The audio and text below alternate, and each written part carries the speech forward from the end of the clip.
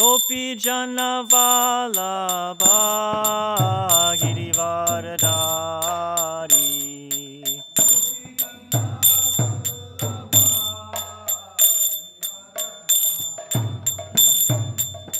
Yashodanandana Braja Janaranjana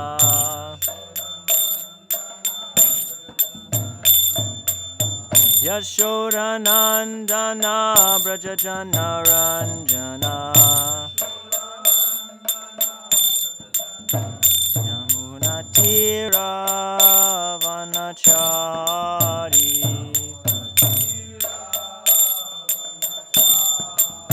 Yamunatira Vanachari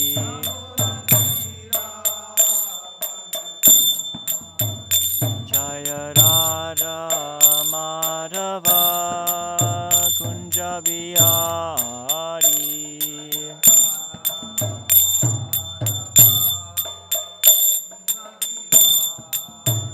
Jaya Radha Madhava Kunja Bihari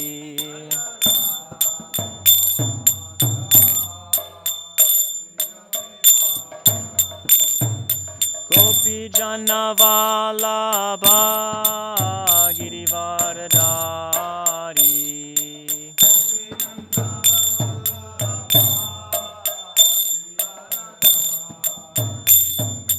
Gopi Jana Vallabha Girivaradari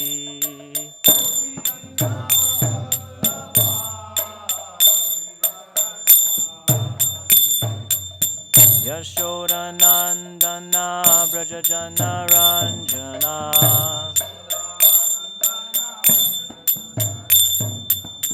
Yashodanandana Braja Janaranjana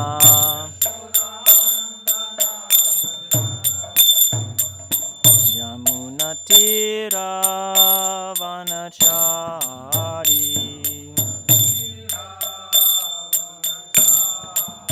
Yamunatira Vanachari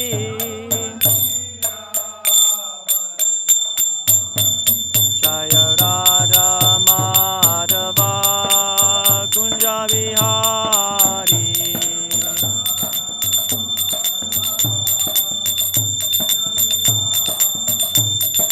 Gopi Jana Vallabha Girivaradari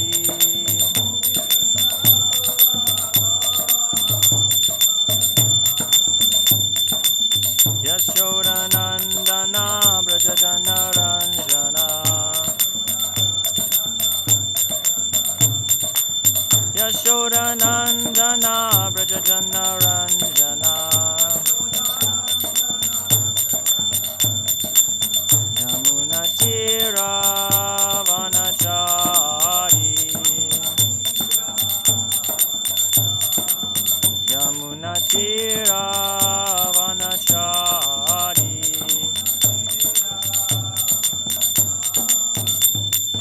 Hare Krishna Krishna Krishna Hare Hare Hare Rama Rama Rama Hare Hare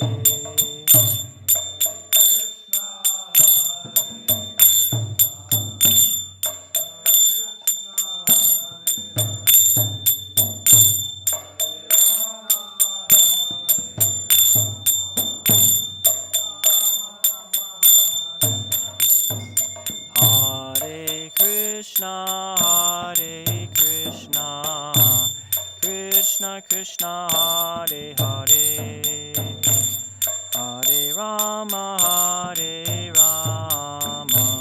Rama Rama Hare Hare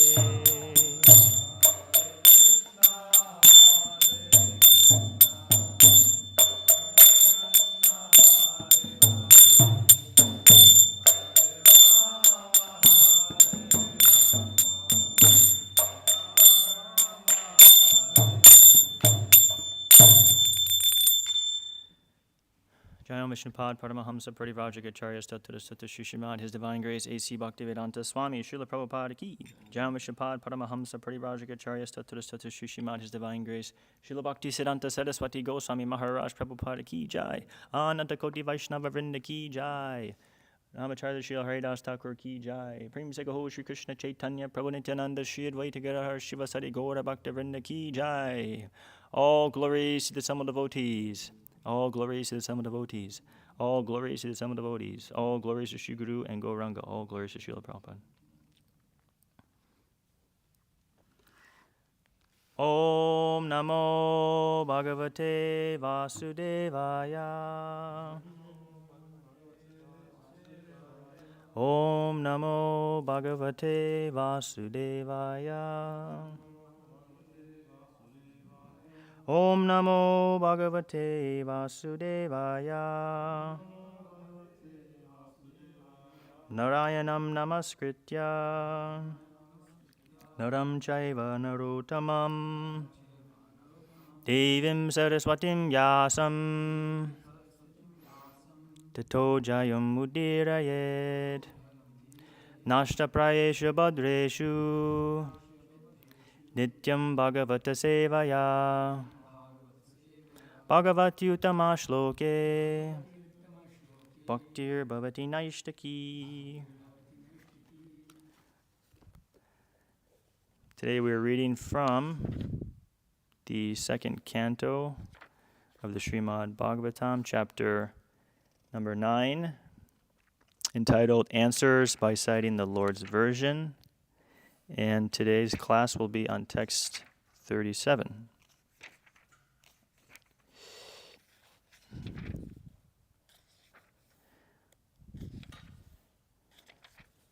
Welcome to the class, by the way. You all could be anywhere, but you decided to devote your life to hearing about Krishna. You could be watching the news or engage in some other materialistic activity, but you're here, and it's been recommended by all the previous acharyas. The term Upanishad is used. That means to sit up close. Upanishad means hearing, the kind of hearing that brings us nearer to the Lord. So thank you for being here. Text 37.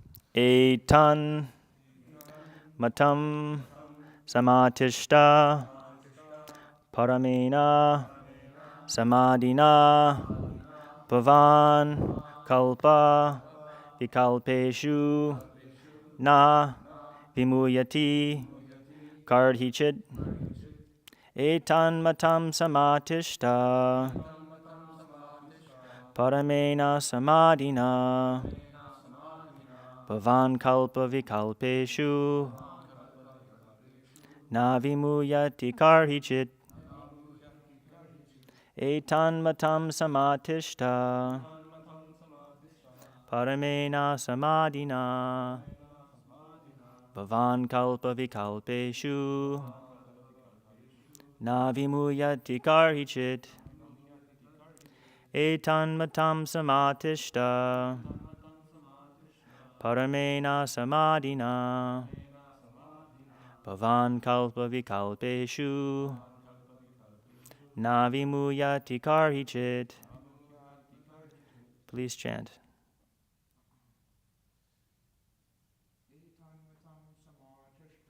Etan matam samatishta paramena samadina bhavan kalpa vikalpeshu na vimuyanti kardhichit. Etan matam samatishta paramena samadina bhavan kalpa vikalpeshu na vimuyati kardhichit. Etan matam samatishta paramena samadina bhavan kalpa vikalpeshu na vimuyati kardhichit. Etan matam samatishta paramena samadina Bhavan kalpa vikalpeshu navimuyati karhichit.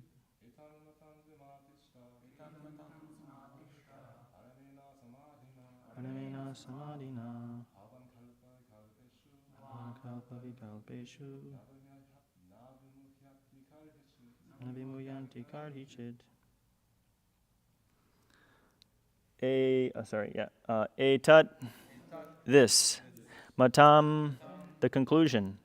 Samatishta, remain fixed. Paramena, by the Supreme. Samadhina, concentration of the mind. Bhavan, yourself. Kalpa, intermediate devastation. Vikalpeshu, in the final devastation. Na vimuyati, will never bewilder. Karhichit, anything like complacence. Translation by His Divine Grace A.C. Bhaktivedanta Swami Srila Prabhupada Ki Jai.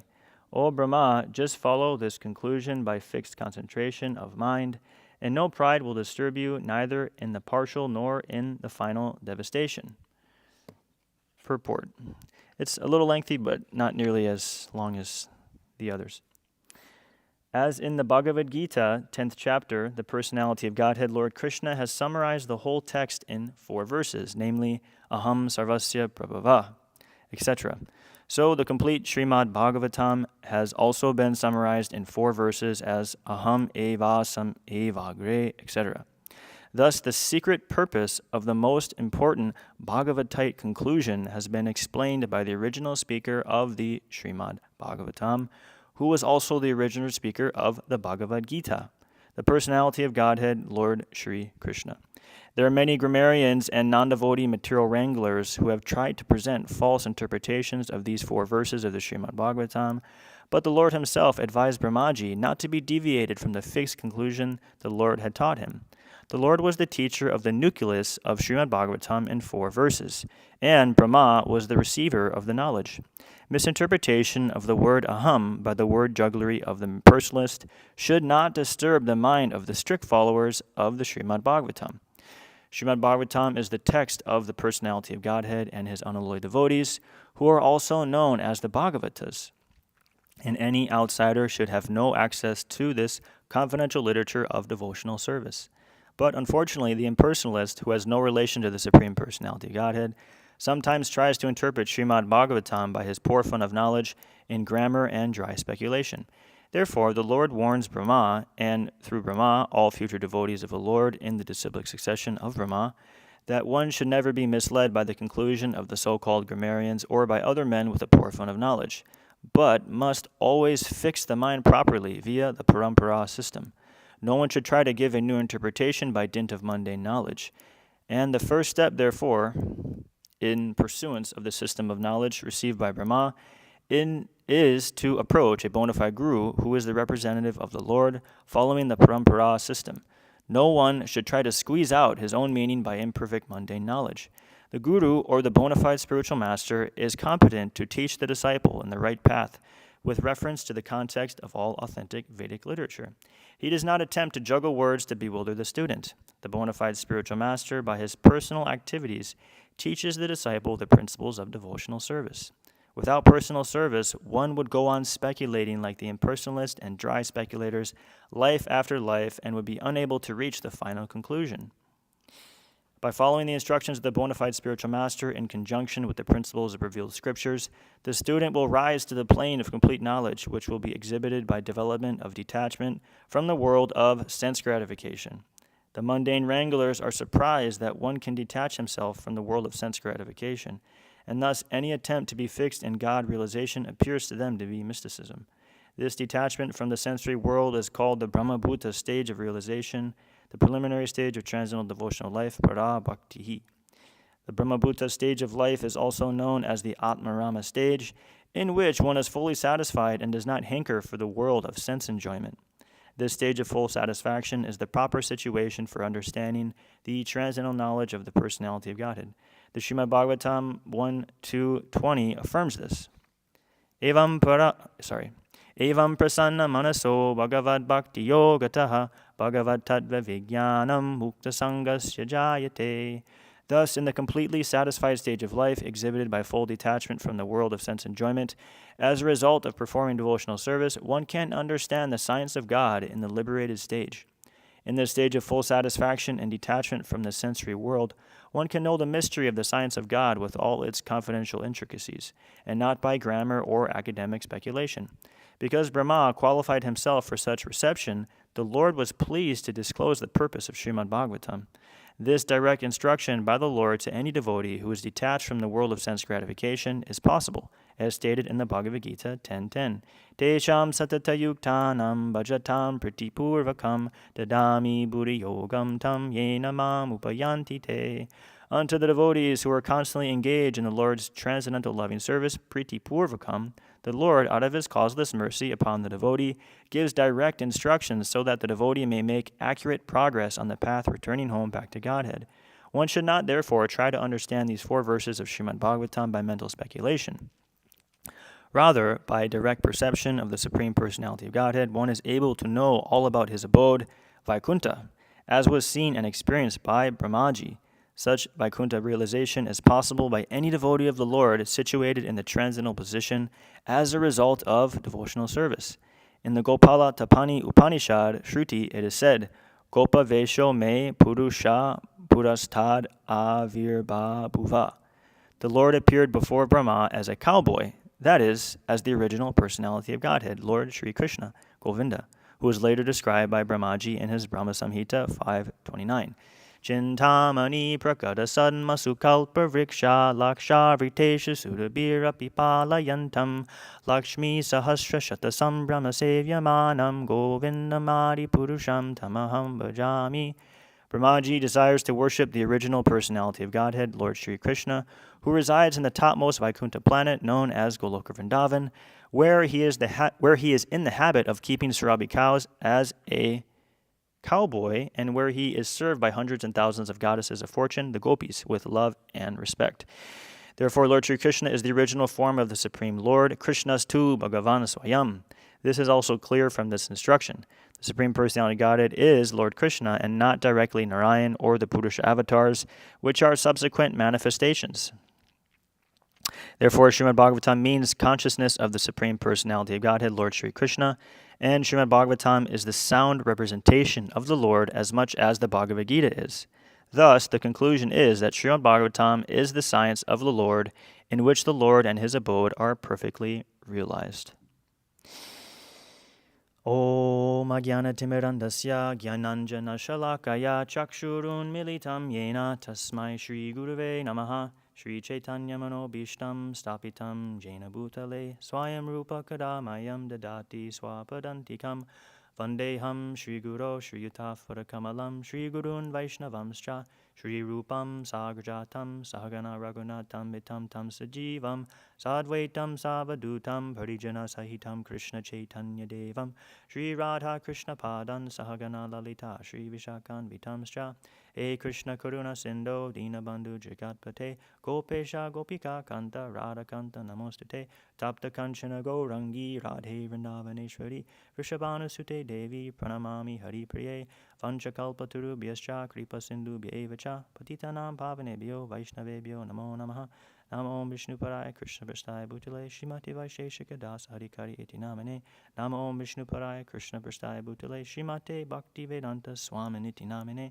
Namaste Saraswate Deve Gauravani Pracharine Nirvishesha Shunyavadi Paschacha Deshatarine Jaya Shri Krishna Chaitanya Prabhu Nityananda Shri Advaita Gadadhar Shivasadi Gaura Bhakta Vrinda Hare Krishna Krishna Krishna Hare Hare Hare Ram Ram Ram Hare Hare Tinera Smarana Hoy Vigna Vinasha Anashe Hoy Nija Vanchita Puran. So there's a lot of amazing points that Prabhupada is making in today's purport, and I'll try to cover some of them.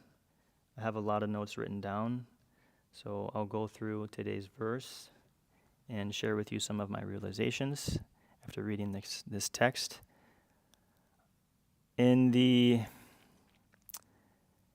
Sanskrit today, we hear of this word samadhina, which is common vocabulary for devotees, this term samadhi. You got to be engaged all the time, fixed up, no deviations. Full concentration. And I was looking into this word, concentration. It's to bring or come to a common center. And it's coming from an Italian word, concentrare, from the 1600s. Voluntary, continuous focusing of mental activity. So, Lord Brahma was fixed up in the topmost concentration, meditating on Lord Krishna and receiving divine instructions through his transcendental flute. And Krishna is, counseling Lord Brahma here in today's verse, telling him that if you just follow this conclusion with fixed concentration, there will be no pride will come to disturb you. And what a wonderful promise, because pride, we've all heard this before, that pride comes before the fall. And I was listening to Srila Prabhupada speak yesterday morning, sometimes getting ready, putting on tilak. I like to hear a little snippet of Srila Prabhupada. And this was from 1966. Prabhupada was speaking on the Bhagavad Gita. And it's just so amazing. I mean, Prabhupada is always on the transcendental plane, and his merciful vibrations are competent to bestow upon the living entities the highest goal of human life. And I thought, this is 1966. Prabhupada probably would be speaking something a little bit different. But Prabhupada's message never changed, either in the very beginning or even in the very end. And Srila Prabhupada was speaking on this verse from the Padma Purana, a famous one. Aparabda palam papam kutam bijam palonmukam krame naiva priliyante Vishnu bhakti ratatmana. I'll just read the translation because I'm not too familiar with this verse, but it's very popular. This is the translation. There are different stages of dormant reactions to sinful activities to be observed in a sinful life.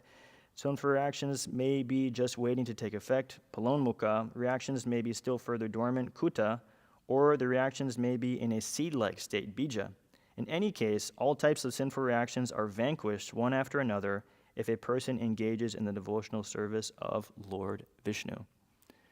So we may have tons of, I may have tons of sinful desires or sinful seeds that have been stored up for, millions of births and wandering in the material planets. But Prabhupada was saying that these seeds can be fried, like this verse is saying, by engaging in devotional service. And I thought to myself, wow, there's this seed of pride within my heart, but this pride seed can become a fried seed if I just engage in Krishna consciousness devotional service. So the idea is to become free of this pride, and one of our acharyas, Rupa Goswami, has written tons of wonderful poetry, and this is a verse from the Manashiksha, which is a famous work by Srila Rupa Goswami, and the first verse of this poem describes pride. And I'll read the translation. O my brother mind, with these pleasing words I grasp your feet and pray to you. Always abandon pride and develop great and unparalleled attachment to the Guru, the pasturing grounds of Vraja, the cowherd folk that reside there, the devotees, the Brahmins, the mantra, the holy name, and the shelter of the ever youthful divine couple of Vraj. So we have to make sure that pride isn't creeping in, and if it is, we're giving it the proper attention. And proper attention doesn't mean mental speculation. Proper attention means association with sadhus, the guru, and the shastra. And because we may become, this is also mentioned in today's verse, this vimuyati, Krishna's making this promise that it'll never bewilder you, either in the partial or in the final devastation. But it's interesting because we hear in the first text of the Srimad Bhagavatam that I'm gonna have to say it. How does it begin? Om Namo Bhagavate Vasudevaya Janmad Yasyo Vitaratad Itaratas Charte Shubhigna Tene Brahma Hridaya Adi Kavaye Mu Yanti. That Lord Krishna, he bewilders even the demigods and the great sages. One is placed into illusion like this. So we can become covered over, and we can even see in the pastimes of Lord Sri Krishna, Lord Brahma becoming bewildered, covered over, and coming to steal the calves and the cowherd boys of Krishna, like that. But we have to be always on guard, because the nature of the material world is that things are going to fall apart. It's guaranteed. It's an imperfect place full of birth, old age, disease, and death. So, I'll move on to some of the points mentioned in today's purport. Prabhupada mentions this in the beginning, the first paragraph, that the secret purpose of the most important Bhagavatite conclusion, I thought that was really nice, Bhagavatite. I tried looking it in. This is the only place where Prabhupada uses this term, Bhagavatite. But I don't know, it just sounds cool. I might start referring to myself as a Bhagavatite. It sounds really like missionary-like. But the original speaker is, like Prabhupada's saying, Lord Sri Krishna. And it's really important that we have the association of Krishna's words. I remember being living for the first time at a temple, New Talavan, which we've all been to. There aren't so many of us here. Maybe Bhakta Mason, you haven't been yet, but most of us in this community know what that place is like. But anyways, I joined there by the arrangement of Krishna, because I'm not sure exactly how I found that place or why I was placed there. But anyways, there's all the mercy of the devotees. Anyways, I was there and I had a desire to learn more about Prabhupada's books. So my mentor, Tapapunja Prabhu, was teaching me shlokas. And I felt so enlivened and inspired to learn these texts, because I was previously studying Sanskrit and I had a fascination with Indian culture. And he was telling me that, it's very important that you take time to learn these verses, because by learning these, you're associating with Krishna's words. And he said, you're not thinking about what kind of car you used to drive or what kind of girlfriend you used to have. These sound vibrations, you're directly associating with Krishna's words. And it's very important. We should study these verses, imbibe them. There's a wonderful famous verse in the 10th canto. Jnane prayasya mudapasya namante eva jivanti sanmukaritam bhavadi avartam stane stita shrutigatam tanuvan manobir ye prayaso jitatito yapitaistri lokyam. The verse contains many different meanings, but the point I'm trying to get at is it's stated in the English translation that one should dedicate their lives to these narrations. And they should offer respects with their body, mind, and words. Tanuvan mano bir. And we should make it a essential part of our life to develop a deep relationship with Srila Prabhupada's books. I was sitting with Dvijamani Gaur Prabhu just a few days ago when he came to give us his association. And him and I were discussing the verses from Mahotsa Prabhu's seminar. And he told me that Srila Prabhupada later started to introduce the Srimad Bhagavatam class, because I had read to him a quote that Prabhupada gave in Tokyo, where he was saying, basically, to sum it up, Prabhupada was saying, if you just go on, selling the books, and not reading them, eventually it's just going to become a material activity. And there are many different statements like that, but I just read to him a specific one that Prabhupada gave in a lecture, that we have to know these books. We should know them like the lawyers know the law books. We should be able to cite them, quote them, know them in and out, thoroughly, threadbare. You should read my books.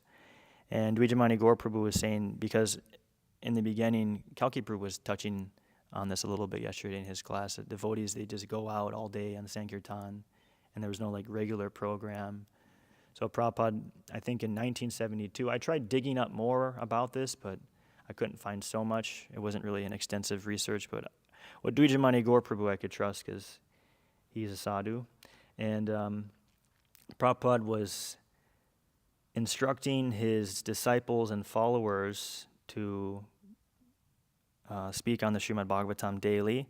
And Dvijamani Gaur Prabhu was telling me maybe it's not a recording, but Prabhupada was giving classes on these verses, and for a majority of the class, he was just correcting devotees on the pronunciation of the Sanskrit. So Prabhupada was very, very keen on learning them properly, because there's a nice verse. Prabhu, do you have the marker? You could pull up Madhya Lila, chapter 24. Text 318. 24, 318. Some of these chapters in the Chaitanya Charitamrita are really long. 24, 318. This is a nice verse.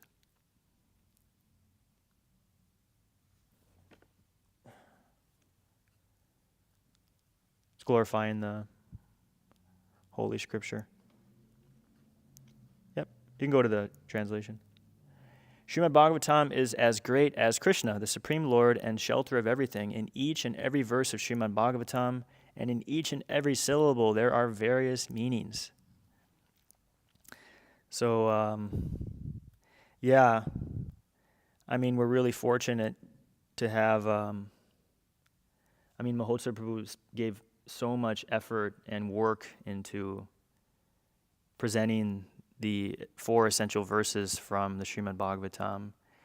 And we're really lucky to have a leader such as him, because he's really a drill sergeant, and it's his duty to make sure that we are actually endeavoring to take advantage of this knowledge. And it's also said that the nature of the mind of an uncommon personality is often found, well, maybe it's not often, but it's stated that it's like a rose and a thunderbolt. So, at least in my personal dealings with Mahotsav Prabhu, he's very, very soft, like a rose, like a flower. But because he's a sadhu, he has the ability to, strike like a thunderbolt. And the duty of a sadhu is just to cut out misconceptions. It's not to be, coochie coo, and, everything's lovey-dovey here in this world. So, I was just thinking how much he endeavored to present the essence of the Srimad Bhagavatam, and a sincere devotee who's following can give the essence of the Srimad Bhagavatam on any verse, but these especially are essential. And Srila Prabhupada also cites in today's purport about the 4 verses from the Srimad Bhagavad Gita. And of course, the whole topic of the seminar was smashing Mayavad. And I was hearing this talk. To prepare for my class, I heard a lecture from Bhakti Charuswami, who was a great scholar and did a lot of translation work for Srila Prabhupada. And I was hearing Maharaj give his class on this verse, and I was really surprised because, like I had heard Dvijamani Gaur Prabhu telling me, Bhakti Charuswami was just having his disciples recite the Sanskrit like over and over and over and over. And I was like, wow, we really have to learn these things, And he spoke on this verse, text 37, the one we're hearing today. And then because it's such a, powerful and important section of the Bhagavatam, he was calling on his disciples, and he said, okay, who knows the Chatur Shloki? And there were, some devotees were citing the prayers like that. And I was doing a little calculation in my own life. I love to study shlokas, and I heard from one of my godbrothers that you should collect shlokas like a miser collects coins. And like a greedy person, they're, storing up as much gold in their bank account as they can, taking coins here. You see something on the street, put it in your pocket. So like that, you should be like a miser when it comes to shlokas, very greedy. And yeah, it's important to learn these verses. But the point is that we can understand that obviously we are not God. That's packed into every word of Srila Prabhupada's statements, his lectures, his books, everything. That's the whole, Mahotsa Prabhu is using this term crux, the whole crux of the Krishna consciousness movement is understanding that we are not God. And how can we understand that we are not God? It's simply given in that verse from the Bhagavad Gita, Aham sarvasya prabhavo mata sarvam pravatite, that all material and spiritual worlds emanate from me. So if you meet somebody with this Mayavadi conception, you can tell them, but all the material and spiritual worlds emanate from you. Definitely not. That's just an obvious statement. So, yeah, these are Krishna's words. And moving on further in the purport, Prabhupada says that Prabhupada is explaining Lord Brahma's position that you'll never become deviated. And Chandanacharya Prabhu, there's another verse you can pull up for me. It's the 3rd canto of the Srimad Bhagavatam. Canto 3, chapter 9, text number 24. And I guess, maybe 3924, yeah. I guess maybe we went over this recently. I'll go down to the bottom of it. Yeah. I'll read the whole thing.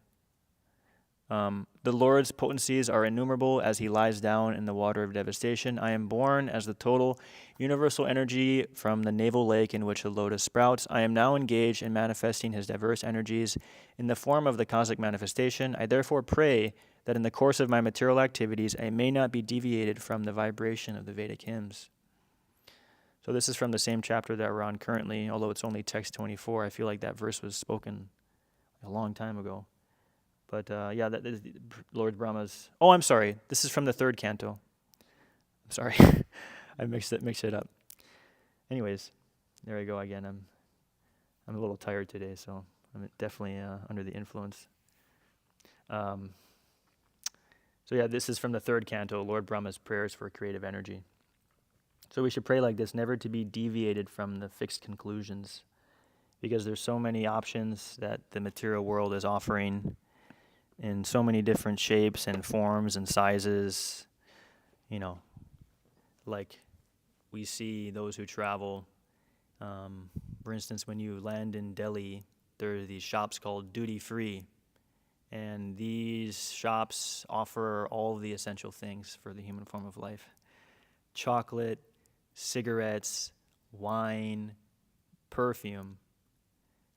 And you feel so bad for the people who are in those places because they're all dressed up and, come here, sample this, try this. And, most of them are Indian too because, Indian people live in India. But anyways, it's just sad to see like the intense degradation of our culture. Even Vedic culture, Western culture is totally another thing, but the people there who are promoting these totally unnecessary necessities, as Prabhupada would say.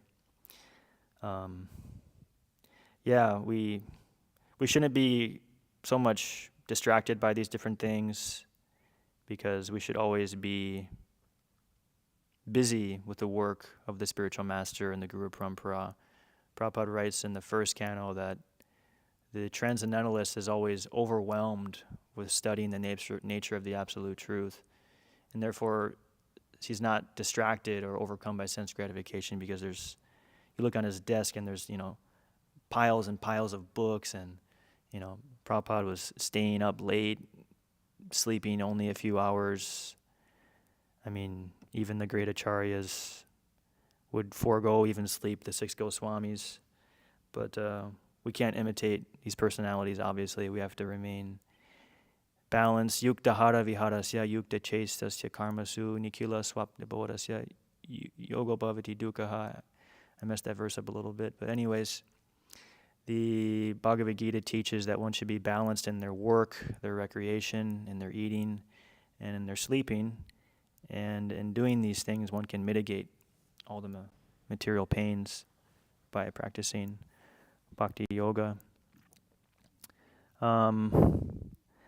Something I wanted to touch upon is still in the first paragraph here. Prabhupada makes this statement that misinterpretation of the word aham, and we went over that several times, aham, aham, aham, that I, is I. The impersonalist, it should not disturb the mind of the strict followers of the Srimad Bhagavatam. And when I heard of this word strict, I immediately thought of Srila Bhaktivinoda Thakur's Pranam mantra. Namo Bhaktivinodaya Satchit Ananda Namine Goda Shakti Swarupaya Rupa Nuga Varayate. I offer my respectful obeisances unto Satchidananda Bhaktivinod, who is transcendental energy of Chaitanya Mahaprabhu. He is a strict follower of the Goswamis, headed by Srila Rupa. So we should also become strict followers. And Prabhupada says in many different places that success is sure for the rigid practitioner. So one should endeavor to develop these qualities, being strict, serious, and sincere.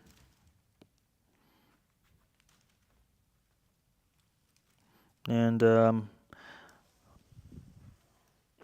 read another little verse here this is from the Nectar of Devotion.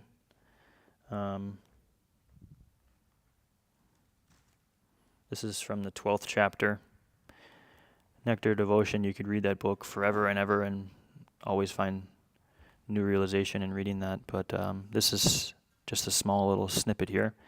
In Srimad Bhagavatam, 12th canto, 30th chapter, verse 15, it is stated, Srimad Bhagavatam is the essence of all Vedanta philosophy, and any person who has become attached in some way or other to the reading of Srimad Bhagavatam cannot have any taste for reading any other literature.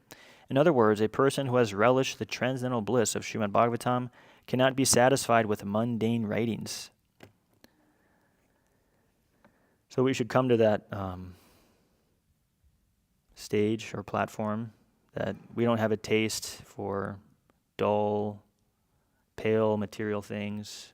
We hear this verse over and over again, Param Drishva Nivartate, and we can explain that to people we meet on book distribution. That if you're offered a wonderful plate of sumptuous prasadam, freshly cooked samosas, wonderful sweet rice or, paneer sabji.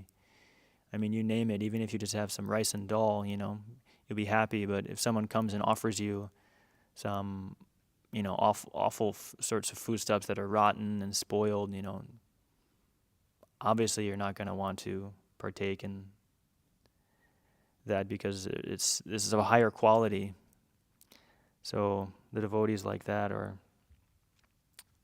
developing a higher taste. And another famous verse from the Nectar of Devotion, Bhakti Rasamrita Sindhu, Anyabhilashita shunyam jnana karmadyanavritam anukulena krishnanu shilanam bhaktir uttama, that we should be performing our devotional service in a favorable mood. And Prabhupada mentions this today in the purport, not directly this verse, but you'll see, at least the way I like to prepare for my classes is to dig through the purport and find all of the references that Prabhupada is making, because everything is woven together in Srila Prabhupada's books.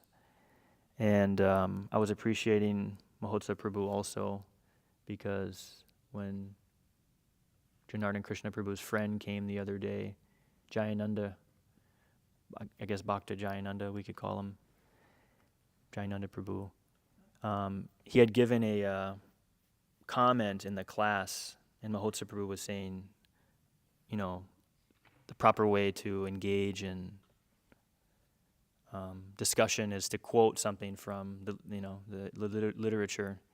And that's a statement Prabhupada gives directly in the Srimad Bhagavatam, that when you're in learned circles, it's better to quote, references, texts, verses like that, so that it becomes relevant.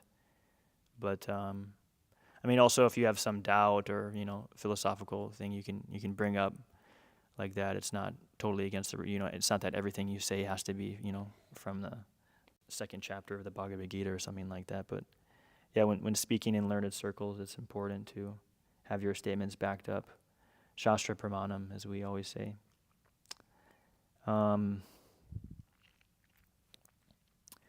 Prabhupada is making a point also in this purport that if one tries to interpret the Srimad Bhagavatam by his poor fund of knowledge in grammar and dry speculation. Yeah, Prabhupada is such a wordsmith. It's amazing, this term, poor fund of knowledge. It so perfectly describes today's society. The people who make up this world are suffering due to a lack of proper knowledge. And Prabhu, you can pull up this verse from the 10th canto, chapter 2, text 32, 10 to 32.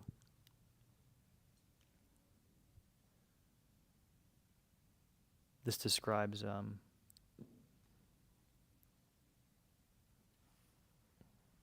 dry speculation and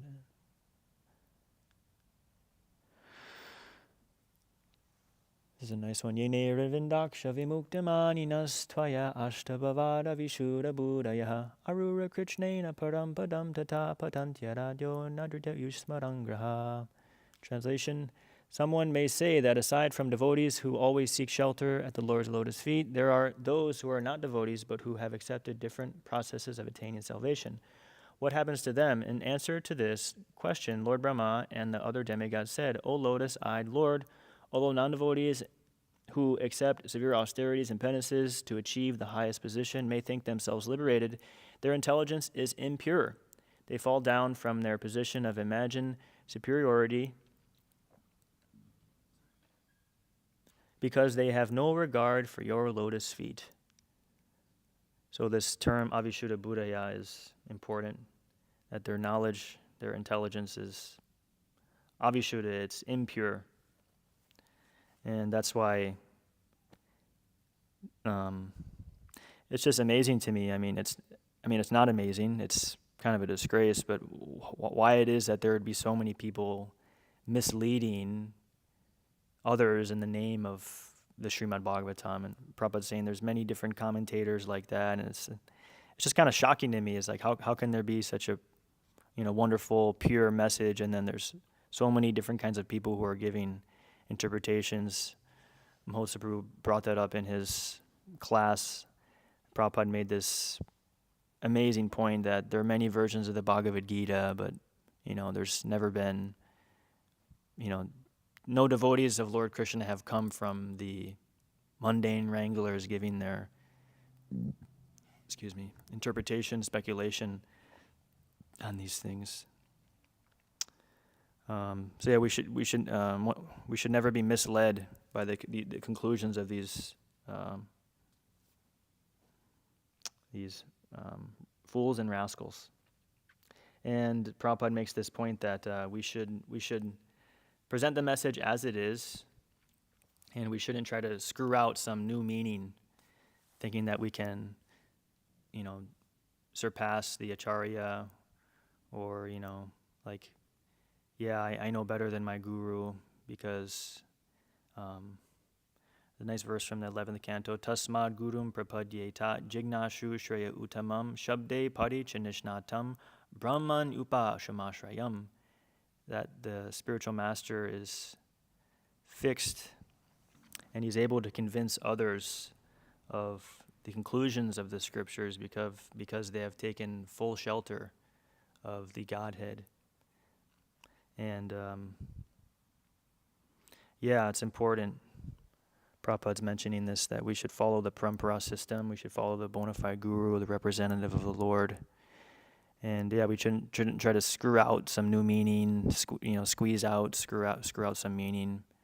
We just present the message as it is, and people will come. We just continue with the program Prabhupada gave us of distributing his books, distributing prasadam, chanting Hare Krishna, and inviting others to take up this divine life of bhakti yoga. And that's really all we have to do, is just carry on the message. And although it's a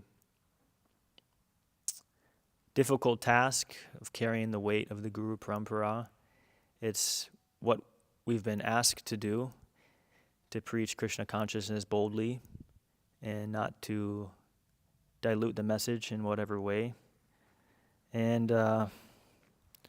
Prabhupada makes this point about rendering personal service. And if the spiritual master or a devotee is asking for milk, and we come and say, well, maybe you don't actually want milk. I think water would be better for you. Here's a glass of water. So, yeah, we have to be careful and be aware of the desires of the Gaudiya Vaishnava Sampradaya. Ali Krishna Prabhu, do you have your phone? Because I want to make a couple more references. There's a verse from the 7th canto I'd like to pull up that's kind of in touch with this personal service. 7th canto, chapter 9. 7, 9, 46. And you can go all the way to the last paragraph. I'll just read this here. There are many who like to chant the Hare Krishna mantra in a silent, solitary place. But if one is not interested in preaching, talking constantly to the non-devotees, the influence of the modes of nature is very difficult to surpass. Therefore, unless one is extremely advanced in Krishna consciousness, one should not imitate Haridas Thakur, who had no other business than chanting the holy names always, 24 hours a day. Prahlad Maharaj does not condemn such a process, he accepts it, but one without active service to the Lord, simply by such methods, one generally cannot attain liberation. One cannot attain liberation simply by false pride. So yeah, this purport is very relevant to the theme of today's text. False pride, like that, performing active service. I mean, there's so many amazing verses in the 7th canto. Srimad Bhagavatam, Prabhupada, I remember serving in the Chicago temple years ago, and in the morning, like we also do here, certain mornings, actually we would do that during the Sunday feast, because in Chicago we'd have a Sunday feast, and in the morning the devotees would cut up. But before the cut up, we would sit and hear a lecture of Srila Prabhupada, and there would be a projector, and it would just project the words. Like we do the same thing here. We hear from Prabhupada on a weekly basis, at least in a group. I mean, we should be hearing from Srila Prabhupada daily, but I remember hearing this, and I was just totally blown away. This statement Prabhupada made, and it always stuck with me, and I had to dig through my notes yesterday to find this, but this is a lecture Prabhupada gave on the 2nd canto. The question was about Krishna, and the reply is Srimad Bhagavatam, 18,000 verses, and each and every verse is so important that if a serious student studies each and every verse, each verse will take at least 1 month to understand. And there are 18,000 verses. So for serious study of Srimad Bhagavatam, it will take 18,000 months. So 18,000 months meaning how many years? 1,500 years. Laughter. It is such an important book. Each verse is a new verse, not repetition of the same subject. 1,500 years. I mean, Mahotsa Prabhu, he kept telling himself, he's like, I'm going to speak on today's, we'll try to cover all the points. He kept saying, he's like, it's impossible to cover all these topics, Each and every syllable of the Srimad Bhagavatam is capable of pouring down a flood of prema, an ocean of nectar. And, yeah, I remember there was another statement Prabhupada made that, to understand a verse would take about a week to understand, but in that one Prabhupada was saying a whole month. And we can see like that's the mood of our acharyas. Bhaktisiddhanta Saraswati Thakur spoke on the first text of the Srimad Bhagavatam. How long was that, Kalki Prabhu? Was that like a week or a couple weeks or something? A month? Yeah. Yeah, how amazing is that? So I'll continue with the purport today. I made a few other notes. I guess we have still some time left.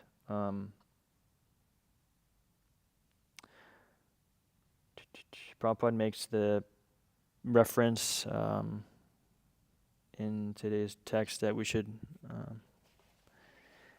he's referencing a verse from the first canto, which is very popular, and Prabhupada's talking here about detachment. Yeah, detachment. It'll be exhibited by detachment from the world of sense gratification. And I thought about that verse from the first canto of, how does that go? It's Jnanam let me just pull it up here. My memory's failing me.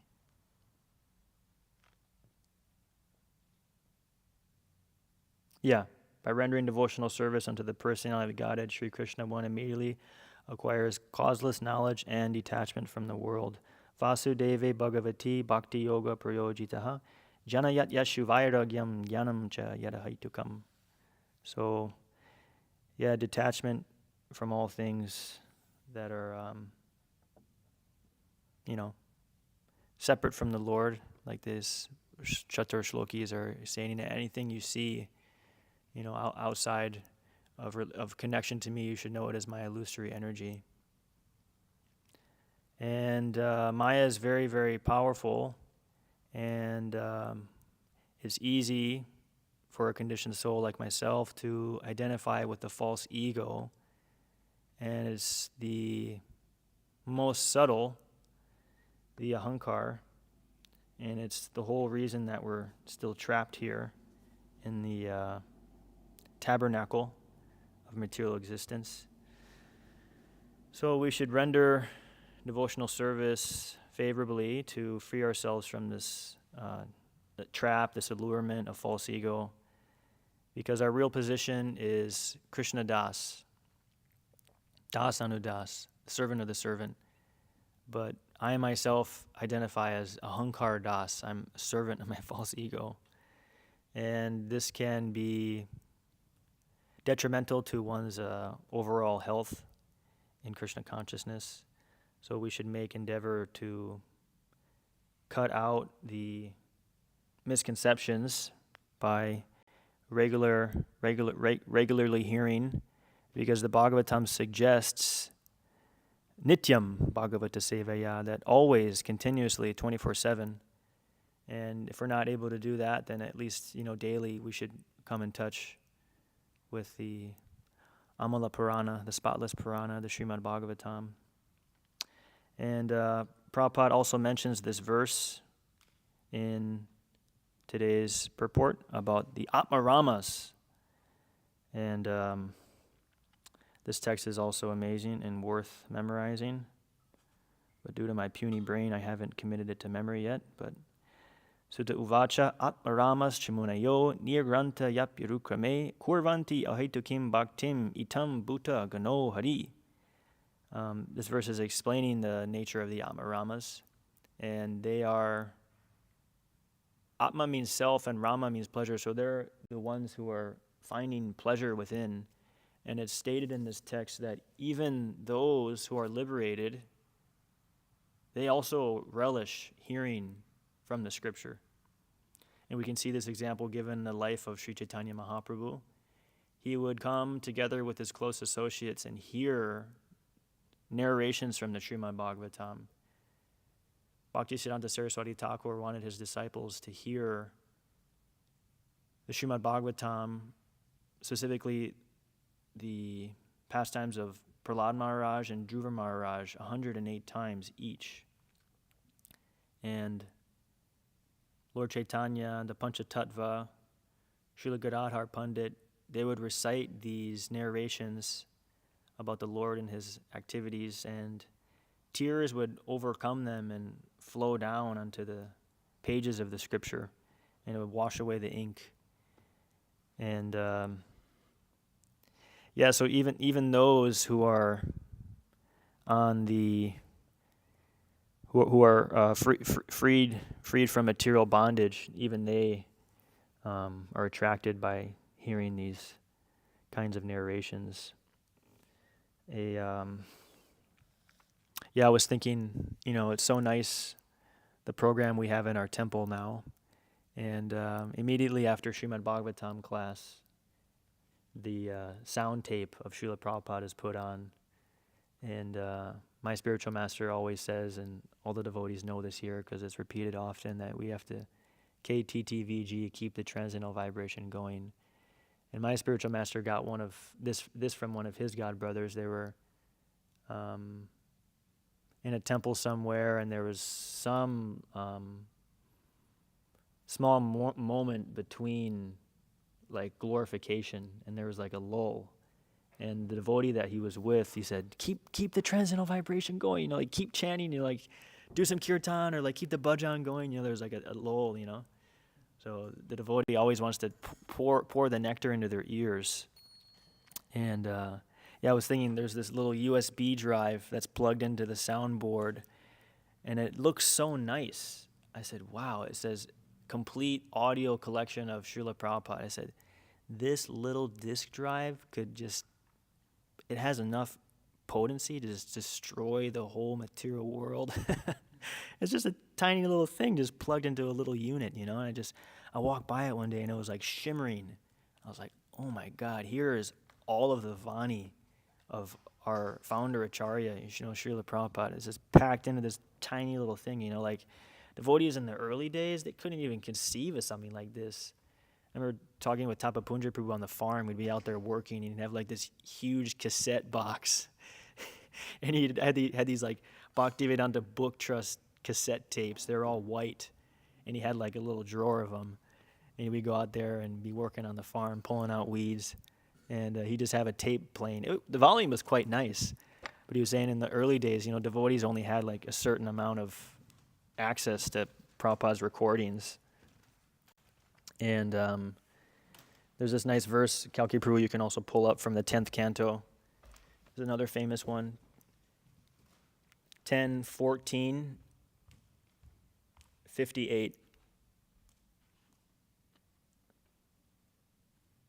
Samashitaye padapallavaplavam mahat padam punya yasho murarehe bhavam buddhir vatsa padam padam padam padam padadyad vibatam natesham.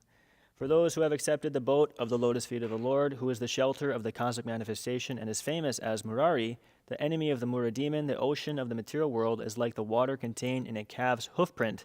Their goal is Parampadam Vaikunta, the place where there are no material miseries, not the place where there is danger at every step.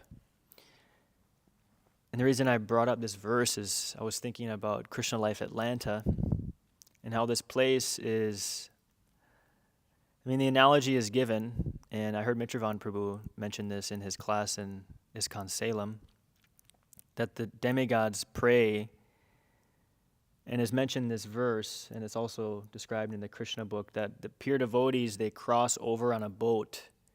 When they cross over, generally, the boat's still going to be on the other side. So how is it that those who are trying to cross over can get to the goal, the destination, the gati?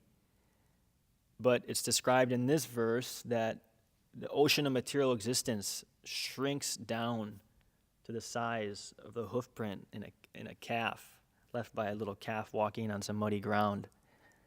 So I was thinking like that the Krishna Life Atlanta Temple and Monastery Spiritual Retreat Center is like that. It's just a place for us to just step over the material existence, because the acharyas, they've taken that boat, but you take shelter of them, and then the whole that vast ocean I was hearing my spiritual master say this in a class a couple of days back, that anartha and vritti is a whole ocean you have to cross over.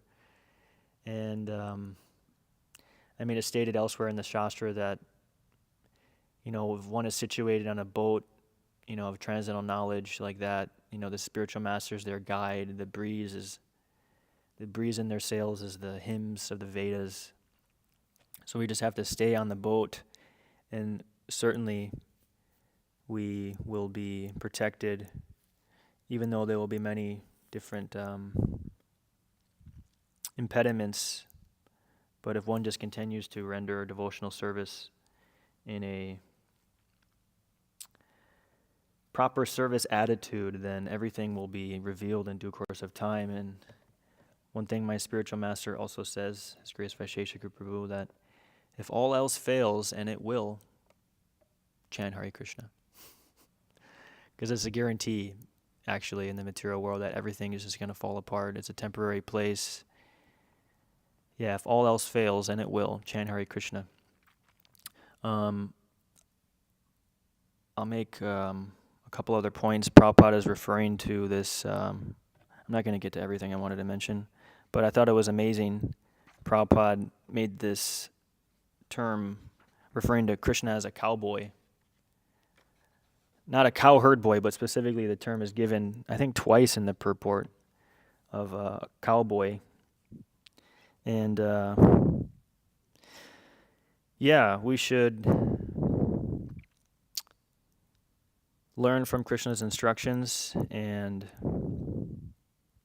live the teachings of the Bhagavad Gita.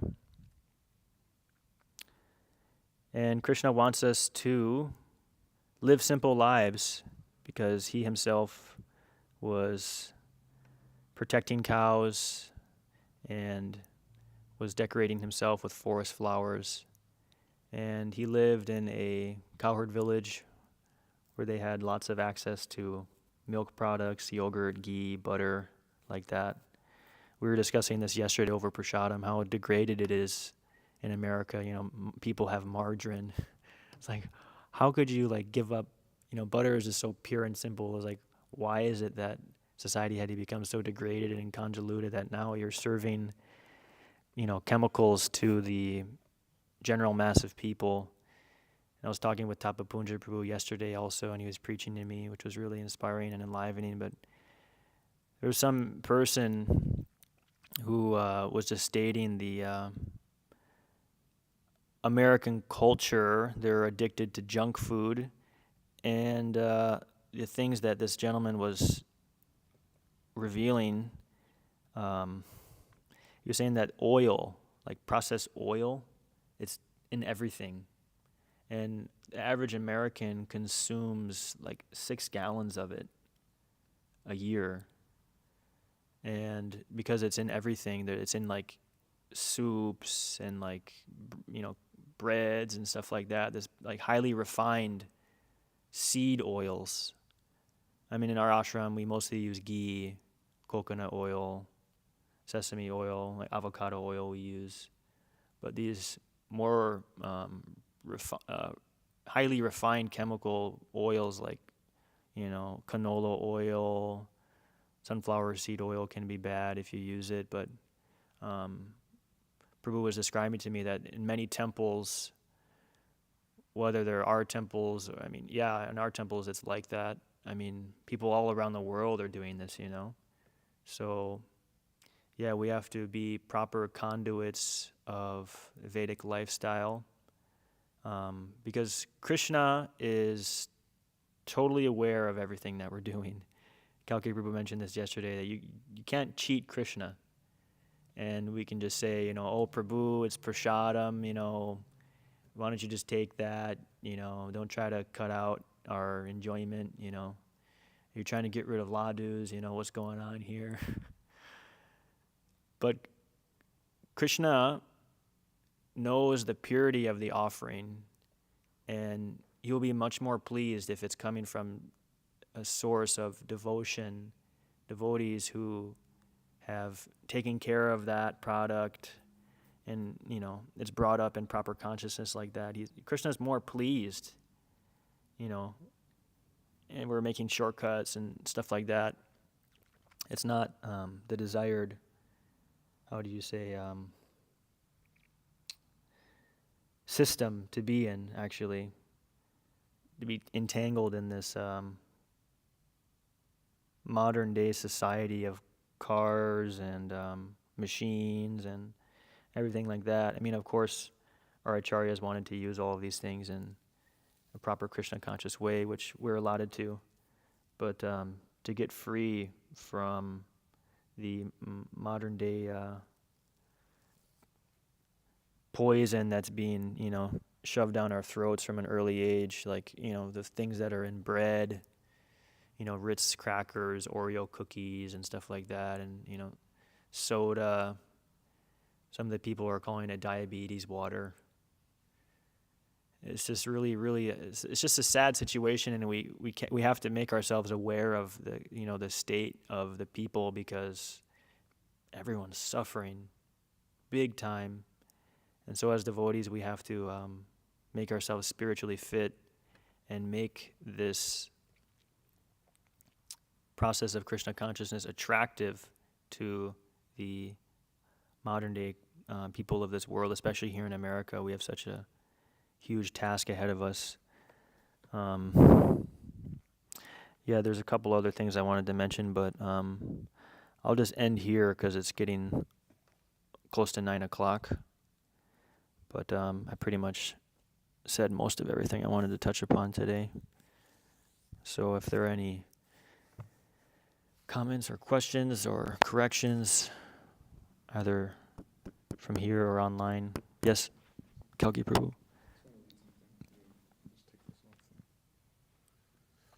What's going on?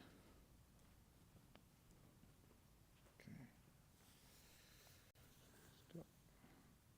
Hare Krishna. Hare Krishna, Hare Krishna. Is it working?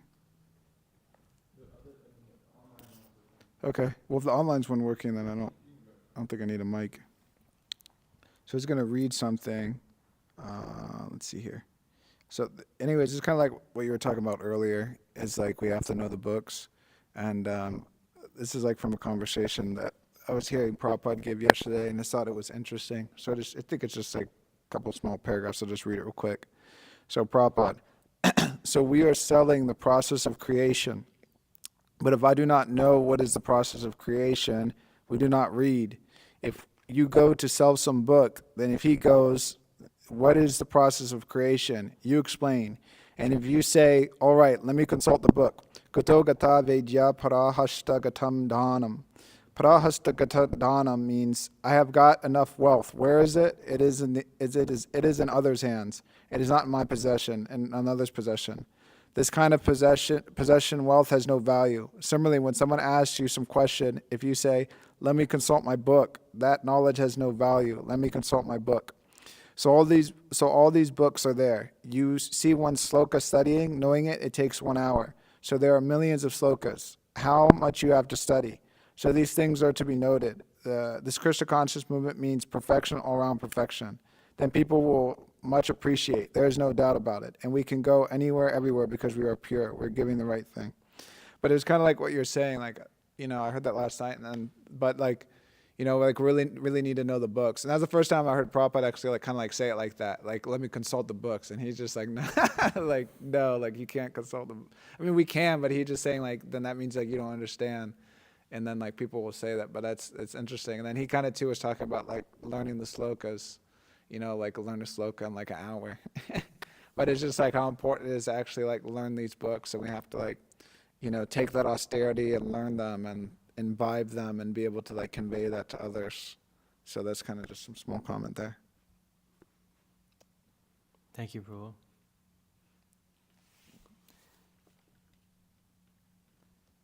Yeah, we'll always be the winner if we take shelter of Prabhupada's books. We'll never be the loser. Hare Krishna. Hare Krishna, Prabhu. So in the translation here it says, follow this conclusion by fixed concentration of mind. I was just kind of ruminating on that. It's interesting. Concentration of mind. Something I've been working on lately, I guess. Japa and stuff is trying to concentrate. And Just wondering if you have any advice in that realm, like, notice like as soon as the concentration breaks and you get distracted, it's hard to bring it back. It's kind of like this idea of like, if you, make a determination to not do something and then you do it once, it's easier to keep breaking that determination once you've already broken it. So I don't know if you have advice on that.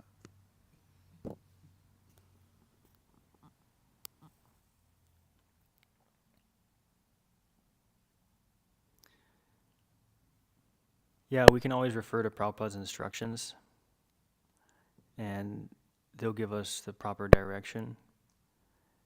I was looking at this statement in regards to your question, and someone was asking Srila Prabhupada, should I try to envision a form, like when I hear the mantra, like when I'm chanting? And Prabhupada said, you shouldn't try to imagine anything, you should just focus on hearing. And that is really the essence of developing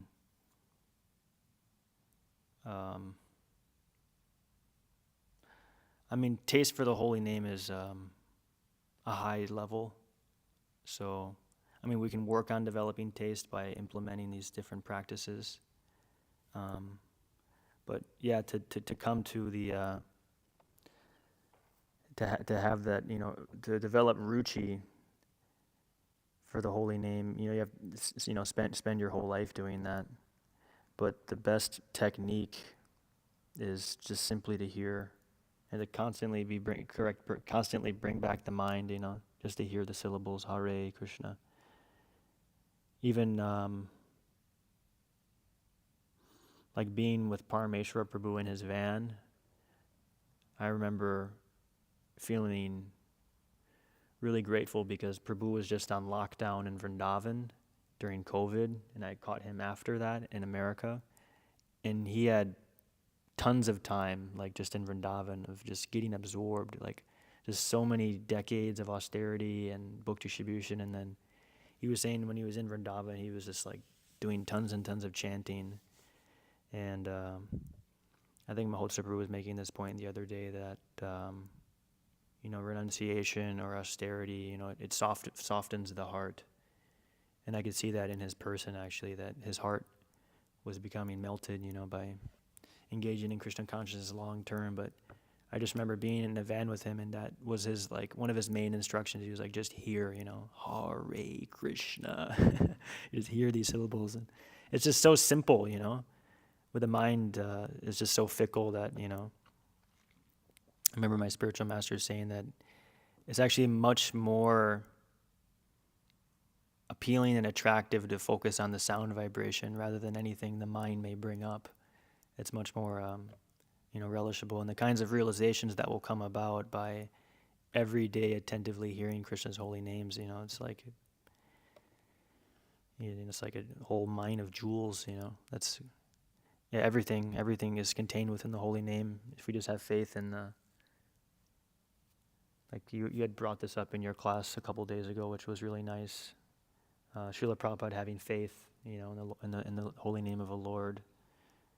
Yeah, that utter humility that's seen in the lives of pure devotees. Yeah. Is there anything from online or anything else? All right, we'll end here. Srimad Bhagavatam ki jai. Srila Prabhupada ki jai.